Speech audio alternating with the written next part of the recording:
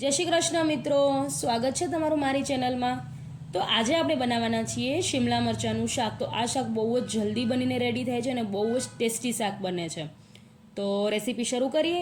પણ રેસીપી શરૂ કરતાં પહેલાં જો તમે લોકોને મારી રેસીપીઓ ગમતી હોય ને હજી સુધી મારી ચેનલને સબસ્ક્રાઈબ ન કરી હોય તો ચેનલને સબસ્ક્રાઈબ કરી લેજો અને બાજુમાં આવેલી બેલ આઇકનને પ્રેસ કરી લેજો, જેનાથી તમને મારી દરેક નવી નવી રેસીપીના નોટિફિકેશન મળી રહે। તો ચાલો રેસીપી શરૂ કરીએ। તો અહીંયા સૌથી પહેલાં આપણે શિમલા મરચાં લઈ લઈશું, એટલે કે કેપ્સિકમ। હવે મેં અહીંયા 4 મીડિયમ સાઇઝના શિમલા મરચાં લીધા છે। એને આપણે વ્યવસ્થિત ધોઈ લઈશું ને આવી રીતે આપણે એને લાંબા લાંબા પીસીસમાં કટ કરી લેવાના છે। તો પહેલાં આપણે આવી રીતે બધાય મરચાંને કટ કરી લઈશું। હવે આપણે આ શાકનો મસાલો બનાવશું। તો મસાલો બનાવવા માટે આપણે એક કડાઈમાં 2 થી 3 ચમચા જેટલા મગફળીના દાણા એટલે કે કાચા બી લઈ લઈશું। આપણે અહીંયા અત્યારે તેલ નથી ઉમેરવાનું અને આ મગફળીના દાણાને આપણે વ્યવસ્થિત શેકી લેવાના છે। હવે મગફળી શેકાઈ જાય એટલે આપણે એમાં એક લીલું મરચું, એક આદુનો કટકો અને 6 થી 7 આપણે એમાં લસણની કળી એડ કરવાની છે। 10 થી 15 આપણે એમાં મીઠા લીમડાના પાન એડ કરવાના છે ને અડધી નાની ચમચી જેટલું આખા ધાણા, અડધી નાની ચમચી જેટલું આપણે જીરું ને અડધી નાની ચમચી જેટલું આપણે એમાં વરિયાળી એડ કરશું અને 2 મોટા ચમચા જેટલું આપણે એમાં સફેદ તલ એડ કરવાનું છે। દરેક વસ્તુને આપણે વ્યવસ્થિત મિક્સ કરીને 2 મિનિટ માટે સુધી શેકી લેવાની છે। બધા મસાલા શેકાઈ ગયા છે એટલે ગેસની ફ્લેમ ઓફ કરી દઈશું અને 2 થી 3 ચમચી જેટલું આપણે એમાં સૂકું નાળિયેરનું ખમણ એડ કરવાનું છે। તો ગેસની ફ્લેમ બંધ કર્યા પછી જ એડ કરવાનું છે, નકર તો આ ખમણ આપણું બળી જશે।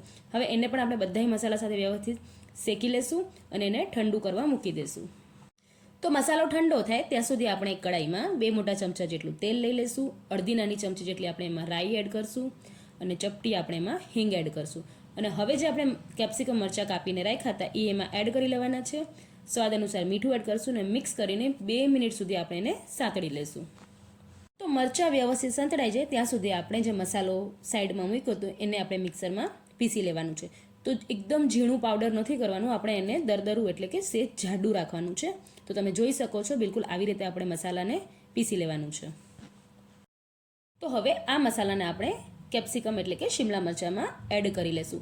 ઉપરથી અહીંયા હું અડધી નાની ચમચી જેટલું રેડ ચીલી ફ્લેક્સ એડ કરું છું અને મસાલાના ભાગનું આપણે એમાં મીઠું એડ કરશું અને અડધા લીંબુનો રસ એડ કરશું। દરેક વસ્તુને આપણે મિક્સ કરી લેવાની છે। તો અહીંયા મને મસાલાની માત્રા વધારે લાગતી હતી એટલે મેં 2 ચમચી જેટલો મસાલો સાઈડમાં રહેવા દીધો છે, એ મેં એમાં એડ નથી કર્યો, એ આપણે બીજી કોઈ વસ્તુમાં બી એડ કરી શકીએ। જો તમને મસાલાનો ટેસ્ટ વધારે ગમતું હોય તો તમે આખું એમાં એડ કરી શકો છો।